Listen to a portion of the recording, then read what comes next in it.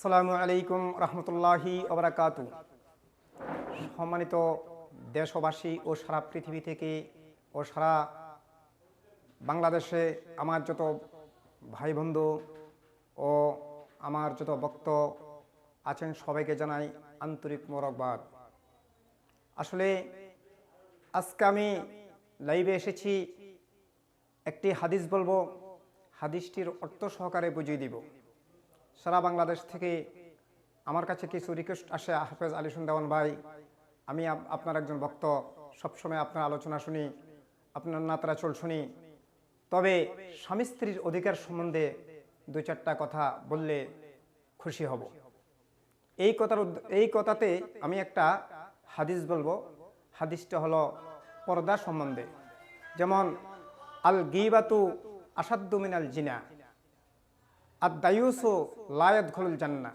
এই দুইটা হাদিসের অর্থ আমি বুঝিয়ে দিব। তার আগে হলো, যেমন বর্তমান যুগের মহিলারা পর্দা করে না, পর্দা ছাড়া রোটে কাটে হাঁটে। মানুষ নামাজ পড়া যে রকম ফরজ, পর্দা করা একই রকম ফরজ। মহিলার গলার আওয়াজ একবার ছোট হইতে হবে। একজন মহিলার গলার আওয়াজ যদি অন্য কোনো পুরুষ শুনে, গুনাহ হবে। একটা মহিলার কাপড় আপনি উঠানে ঘাটে রোদ্রে দিয়েছেন, যদি এই কাপড়টা অন্য কেউ দেখে তাও গুনাহ হবে। পর্দা এমন জিনিস, যেমন আজকাল মহিলারা রোটে ঘাটে বেপর্দাভাবে হাঁটে, স্বামীকে পরোয়ার করে না। বাজারে যা, মাঠে যা, ময়দানে যা, মার্কেট করতে যায় স্বামীর অনুমতি ছাড়া। স্বামীর অনুমতি ছাড়া আপনি যদি চলেন তাহলে আপনি হবেন জাহান্নামী। আর একটা হাদিস বলবো, সেটা হচ্ছে স্বামীর অনুমতি ছাড়া আপনি তিনটা কাজ করলে আপনি বিনা হিসাবে দোজখে চলে যাবেন। সেই তিনটা কাজ কি? আবারও বলি, স্বামীর অনুমতি ছাড়া যেই কোনো স্ত্রী তিনটা কাজ করিলে সে অবশ্যই জাহান্নামের আগুনে জ্বলবে। এক নাম্বার হলো, কোন স্ত্রী যদি চাকরি করে, স্বামীর অনুমতি ছাড়া আপনার হাই স্কুল, মাদ্রাসা, কলেজ, অফিস, এনজিও যেই কোনো জায়গাতে চাকরি করেন, স্বামীর অনুমতি ছাড়া আপনি মনে করতে হবে অবশ্যই আপনি জাহান্নামের আগুনে জ্বলবেন। এক নাম্বার কথা। এখন তো আমাদের দেশের মহিলারা রোটে ঘাটে বের হয়, বিভিন্ন জায়গায় যায়, স্বামীরে পরোয়ার করে না, স্বামীর কথা শুনে না। দুই নাম্বার কথা হলো, আপনি স্বামী পকেটে টাকা রাখছে, ঘরে যাইয়া পকেটে শার্টের জেব থেকে আপনি টাকা নিয়ে গেছেন স্বামীর থেকে না কইয়া। 1 টাকা নেন, 1 লক্ষ টাকা নেন, 2 লক্ষ টাকা নেন, স্বামীর থেকে বলি নেন নাই, স্বামী জানে না, তাও আপনার জাহান্নামের আগুনে জ্বলতে হবে। 2 নম্বর, আপনি স্বামীর পকেট থেকে টাকা পয়সা নিতে হলে স্বামীর থেকে বলে নিতে হবে, স্বামীরে জানাইতে হবে যে হে প্রিয়, তোমার পকেট থেকে আমি এত টাকা নিয়েছি। না কইয়া আপনার স্বামীর থেকে বা স্বামীর পকেট থেকে টাকা নিলে আপনি অবশ্যই জাহান্নামের আগুনে জ্বলবেন। সহিহ বুখারী। 3 নম্বর কথা হলো, স্বামীর অনুমতি ছাড়া আপনি নফল ইবাদত করতে পারবেন না। আপনি স্বামীর অনুমতি ছাড়া নফল কোনো কিছুই করতে পারবেন না। যদি স্বামীর অনুমতি ছাড়া আপনি নফল কোনো কাজ করেন, তাও আপনি দোজখের আগুনে জ্বলবেন। সহিহ কুরআন। কেন কথাগুলি বললাম? আপনারা আমাকে ইউটিউব চ্যানেলে দেখেন, বিভিন্ন চ্যানেলে দেখেন, লাইভে দেখেন যে আলিউসুন দেওয়ান ভাইয়ে বিভিন্ন আলোচনা করি। আপনারাই আমাকে প্রশ্ন করেছেন, বাংলাদেশে অনেক মায়েরা আমাকে প্রশ্ন করেছেন, অনেক বোনেরা প্রশ্ন করেছেন যে হুজুর, আপনার কথা ভালো লাগে, আপনি স্বামী স্ত্রীর হক সম্বন্ধে 2-4টা কথা বলেন। আমি যে 3টা কথা বলেছি, ইনশাল্লাহ বাংলাদেশে মুফতি মুহাদ্দিস শাইখুল হাদিসের কোনো অভাব নাই। যদি আমার কথাগুলি কোনো ভুল হয় তাহলে আপনাকে আমাকে বলিয়েন যে স্বামীর অনুমতি ছাড়া স্ত্রী নফল কাজ করা যাবে না, নফল রোজা, নফল নামাজও করা যাবে না, স্বামীর অনুমতি লাগবে। স্বামীর অনুমতি ছাড়া করলেই আপনি যাবেন কোথায়? দোজখে। টাকা নেওয়া যাবে না, স্বামীর আদেশ ছাড়া চাকরি করা যাবে না। এখন তো দেখা যায় নাউজুবিল্লাহ, স্বামীকে স্বামী মূল্য করে না, স্বামীকে দামে দেয় না। বহু জায়গা থেকে রিপোর্ট আসে, স্বামী যদি স্ত্রীকে নামাজের জন্য বলে, তখন স্ত্রী বলে তোমার নামাজ তুমি পড়ো, আমি পড়বো না। এইরকম স্ত্রী নিয়ে ঘর করাচ্ছে, না করাই ভালো। আরো প্রশ্ন আসে যে স্ত্রী মন মতো চলাফেরা করে, স্ত্রী সাজবে গজবে, স্ত্রী মেকআপ করবে, একবার এক কোটিবার জায়েজ। কার জন্য? স্বামীর জন্য। আপনি মেকআপ একবার করতে করতে অনেক করেন, করতে করতে 10,000 20,000 টাকার মেকআপ করেন, একমাত্র দেখবে আপনার স্বামী। আমার প্রশ্ন হলো, আপনি যে রোটে ঘাটে হাঁটেন মেকআপ করে, তার পিঠ বোকরা পরাইয়া, এই রংরূপ আপনি কাকে দেখান? আপনি মেকআপ করেন, আপনার সাজগোজ রংরূপ দেখার একমাত্র অধিকার হলো আপনার স্বামী। এখন আপনি যে রোটে ঘাটে বের হয়ে আপনি যে মেকআপ করে মাজাকে উস্কাইয়া শরীরকে লাড়াইয়া হাঁটতেছেন, আপনার কি জাহান্নামের ভয় নাই? কবরের ভয় নাই? যখন তোমার মৃত্যু হয়ে যাবে, মৃত্যুর পরে তোমাকে সর্বপ্রথম প্রশ্ন করা হবে পর্দার ব্যাপারে, নামাজের ব্যাপারে। তুমি নামাজ পড়ো না, রোডঘাটে হাঁটো। যখন হাটে বাজারে যাই, হাজার হাজার মহিলা, মাগরিবের সময় বাজার দেখি, আসরের সময় নামাজের বাজারে দেখি, এই লোকগুলি, এই মহিলাগুলি নামাজ কোথায় পড়ে? আমার প্রশ্ন। মাগরিবের সময়, এশার সময়, আসরের সময় হাজার হাজার লোক বাজারে উঠে, মসজিদে লোক থাকে 20 থেকে 50 জন বা 200 জন। এই 200 জন লোক কি শুধু গুনাহ করছে? এই 200 জন লোক কি আল্লাহর কাছে গুনাহ করছে? এখন মসজিদে আল্লাহর কাছে ভাবছায় আজ 50,000 1 লক্ষ লোক বাজারে উঠে, ওদের কোনো গুনাহ নাই, তাই তারা মসজিদে আসে না। আমার প্রশ্ন, আমি আজকের থেকে বলবো স্ত্রীদেরকে পর্দা করিও, নামাজ পড়িও এবং আল্লাহকে ভয় করিও। আল্লাহর ভয়ে তুমি ইবাদত করতে হবে, স্বামীর ভয়ে না।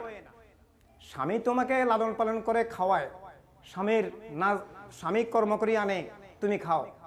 স্বামী চুরি করক, ডাকাতি করক, যতই কিছু করক, তোমার কোনো আল্লাহর কাছে জবাব দিতে হবে না। তুমি 5 ওয়াক্ত নামাজ পড়বা, পর্দা করবা, স্বামীর খেদমত করবা, ছোট কথা বলবা, তুমি অবশ্যই অবশ্যই ইনশাল্লাহ বেহেশতি হয়ে যাবা। সকলে বলি আমিন। আর কথা হলো পুরুষদের উদ্দেশ্যে 2-4টা কথা বলি।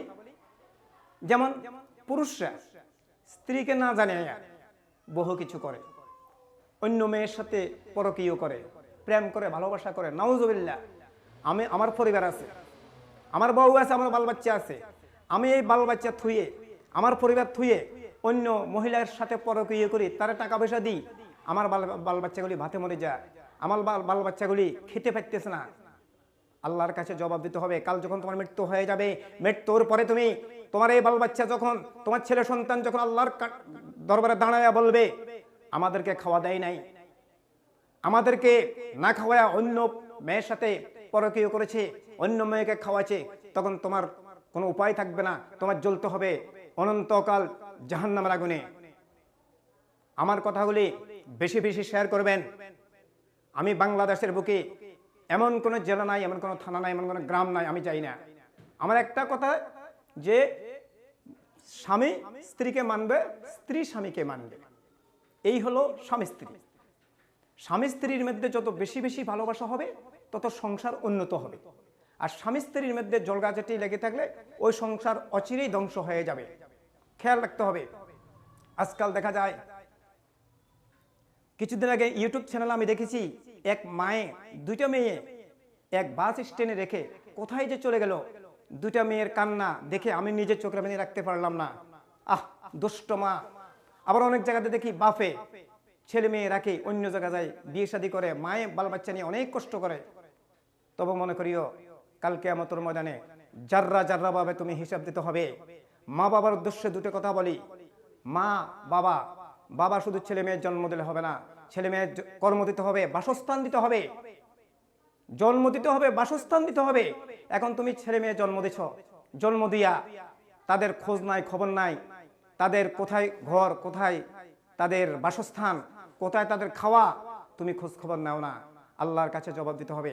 আর যদি মা বাপ সঠিকভাবে ছেলে মেয়েকে লালন পালন করে মানুষ করে দেয়, আর সেই ছেলে মেয়ে যদি মা বাপকে না খাওয়া, মা বাবার দিকে লক্ষ্য না রাখে, তাহলে কাল কিয়ামতের ময়দানে ওই ছেলে মেয়েও মা বাবার কাছে, আল্লাহর কাছে জবাব দিতে হবে। যে আল্লাহ বলবে তোমার মা বাবা তোমাদেরকে এত সুন্দর করে লালন পালন করেছে এবং তোমার মা বাবা তোমাদেরকে মানুষ করে দিয়েছে, আজকে তুমি মা বাবাকে চেনো নাই। আমি এই ব্যাপারেও মা বাবার ব্যাপারেও মা এবং বাবা ছেলে মেয়ের দিকে লক্ষ্য রাখবে, ছেলে মেয়েও মা বাবার দিকে লক্ষ্য রাখবে। শ্বশুর বাড়িতে জামাই যায়, জামাই গেলে জামাইটা খুব বেয়াদব, সে আমাকে সালাম দেয় না।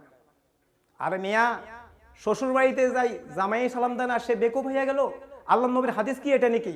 আল্লাহ নবী বলেছে ছেলে বাপকে সালাম দিবে, বাপ ছেলেকে সালাম দিবে, শ্বশুর জামাইকে সালাম দিবে, জামাই শ্বশুরকে সালাম দিবে, সবাই সবাইকে সালাম দিবে। এই হলো আদব।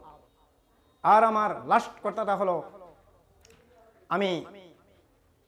আপনারা অনেকেই জানেন আমি একজন হাফেজে কোরআন। আসলে লাইভে আমি অনেক সময় আলোচনা করি কোরআন ও হাদিস মোতাবেক বর্তমান যুগের প্রেক্ষাপট নিয়ে। বর্তমান যুগের প্রেক্ষাপটে সবে ওয়াজ জানে, ওয়াজ কারো কোনো অজানা নাই। এখন ওয়াজ রেডিওতে চলে, ওয়াজ টেলিভিশনে চলে, ওয়াজ দেখা যায় এখন রিক্সার ড্রাইভারে রিক্সাতে ওয়াজ চালায় আর সিগারেট টানে, ওয়াজ শুনে দাঁড়ায় দাঁড়ায় প্রস্রাব করে, নাউজুবিল্লাহ। ওয়াজ সকলেই জানে, তবে একটার অভাব, সেটা হলো মানা। বাবা, রিক্সার ড্রাইভার হইতে সকলেই ওয়াজ জানে, তবে ওয়াজ শুনে লাভ নাই যদি তুমি নামাজে না হও। একটা নামাজ পড়ে না লোক ওয়াজ শুনলে তার সওয়াব হবে। এখন আর নামাজ পড়ি না, যদিও পড়ি একাদক্ত মানুষকে দেখানোর জন্য। আমি নামাজটা না পড়লে আমাকে সমাজ খারাপ বলবে, নামাজটা না পড়লে আমি যে একটা নেতা আমার মূল্য থাকবে না, আমি যে সমাজের একজন নেতৃত্ব দিই মূল্য দিবে না। এই ডরে, এই শর্মে ভয়ে মাঝে মাঝে জুমার নামাজটা পড়েন, মাঝে মাঝে একাদক্ত মাগরিবের নামাজ পড়েন, এই নামাজ কবুল হবে না। আপনি 5 ওয়াক্ত নামাজের মধ্যে 4 ওয়াক্ত নামাজ পড়ছেন, 1 ওয়াক্ত পড়েন নাই, নামাজ কবুল হবে না। নামাজ পড়তে হবে 5 ওয়াক্ত আল্লাহর ভয়ে, আল্লাহ রাসূলের ভয়ে। সামনে আসতেছে রমজান। আমি আমার প্রায় আলোচনা বলে থাকি, বাবা রমজান এমন একটা জিনিস, যেই রোজা রাখলে শুধু একমাত্র আল্লাহ জানে আর তুমি জানে, সবচেয়ে বড় ইবাদত। আমরা রোজাগুলি রাখবো, সত্য কথা বলবো, সুদ ঘুষ থেকে বিরত থাকবো। এবং বাংলাদেশে এখন একটা ব্যবসা চলে ইয়াবা। বাবা খেলে যে শুধু আপনার সরকারের লস তা নয়, বাবা খেলে নিজের শরীরের ক্ষতি, গুনাহ। অনেকে নেশা করে, গাঁজা। আমরা এগুলির থেকে বিরত থাকবো এবং যতদিন বাঁচবো আল্লাহ পাক রব্বুল আলামিন আমাদেরকে যেন সুস্থ রাখে। শরীর সুস্থ থাকাটাই হলো বড় নেয়ামত। আল্লাহর কাছে কাঁদবেন, নামাজ পড়ি, আল্লাহ তুমি আমাকে সুস্থ রাখো। এবং আমার সাথে সাথে বাংলাদেশের বুকে সারা পৃথিবীতে যত নরনারী আছে, যত মুসলমান ভাই আছে, সবাইকে যেন আল্লাহ যেন সুস্থ রাখে। সকলে বলি আমিন। এবং আমরা যতদিন বাঁচবো আমাদের মুখে যেন থাকে কালিমার বাণী, আমাদের মুখে থাকে যেন কোরআনের বাণী। এক জায়গা বসলে ফাহিশা কথা বলবো না। ইন্নাল মুবাদদিরিনা কানু ইখওয়ানা শায়াতিন। কোন আয়াত? অপচয় করো শয়তানের ভাই। কথা বেশি বলা অপচয়। চা দোকানে চা খাইতে বসছেন, সেখানে অর্ধেক খাইছেন, অর্ধেক রয়ে গেছে, অপচয়। ভাত খেতে বসছেন, প্লেটটা সুন্দর করে ছটিয়া পটিয়া খান, সুন্দর করে খান, সুন্নত। যাক, রাসূলের সুন্নতের উপরে আমল রাখিয়েন। বাবা, কালকে কিয়ামতের ময়দানে রাসূলের একটা সুন্নত যদি আপনি ব্যবহার করেন, এই সুন্নতটা রসুলাই হয়তো আপনি নাজাত পেয়ে যেতে পারেন। আমি যে 2-4টা কথা বলেছি, আমাকে দোয়া করবেন আল্লাহ পাক রব্বুল আলামিন যেন আমাকে সুস্থ রাখে। সকলে বলি আমিন। আসসালামু আলাইকুম ওয়া রাহমাতুল্লাহি ওয়া বারাকাতুহু।